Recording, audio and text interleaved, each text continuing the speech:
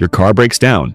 Your pet needs surgery. You lose your job unexpectedly. What happens next? If the answer is, I'd be screwed, then this video is for you. In 2025, with prices rising, job security shaky, and unexpected life stuff hitting harder than ever, having an emergency fund is no longer optional, it's survival. But how do you build one, especially when you're already stretched thin? Stick around because I'm breaking it all down, step by step, in simple, real talk. By the end of this episode, you'll know how to start, grow, and protect your emergency savings. And if you like videos that help you master your money, hit that subscribe button to Big Money Booster, smash that like, and share this video with someone who needs this guide. Let's jump in. Part 1. What is an emergency fund and why it matters in 2025? An emergency fund is not a vacation savings, a new iPhone fund, or your buy now, pay later cushion. It's cash set aside only for true emergencies, medical bills, job loss, unexpected travel, car repairs, rent, after a layoff. In 2025, the goal is to have at least 3 to 6 months worth of living expenses. Why? Because life is expensive and credit card debt is dangerous. Emergency funds give you peace of mind,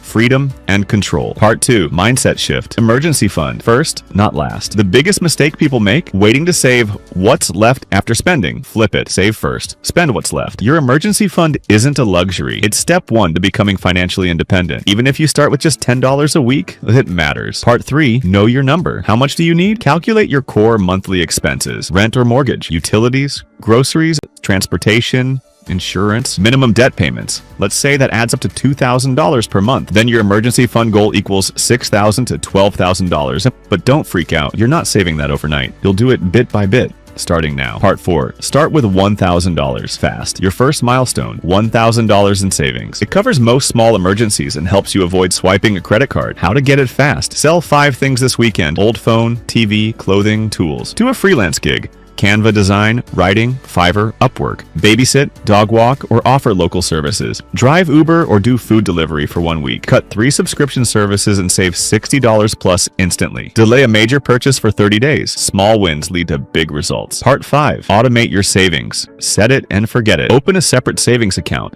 preferably high yield. Then set up an automatic transfer, not even $5 a day or $50 a week. When it's automatic, you don't forget. You don't get tempted. It grows quietly in the background. Pro tip. Use apps like Capital, Digit, or Chime that round up your spending and save the difference. Part 6. Slash spending without feeling broke. Building your emergency fund doesn't mean living on instant noodles. Smart hacks. Cook at home 3 more times a week equals save $100 a month. Buy in bulk for essentials. Use cashback apps like Rakuten, Ibotta, Honey. Cut unused subscriptions. Do a monthly audit. Unsubscribe from shopping emails. Stop the temptation. These savings add up. Redirect them to your emergency fund. Part 7. Boost income.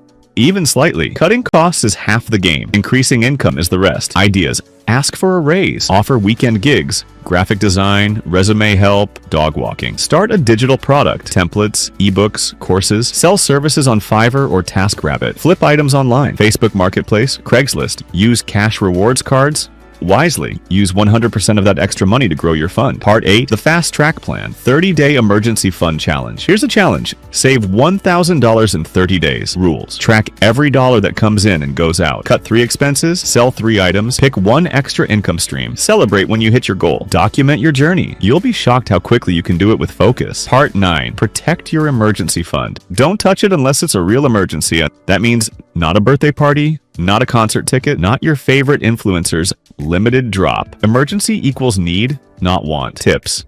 Keep it in a separate bank. No debit card linked. Rename the account.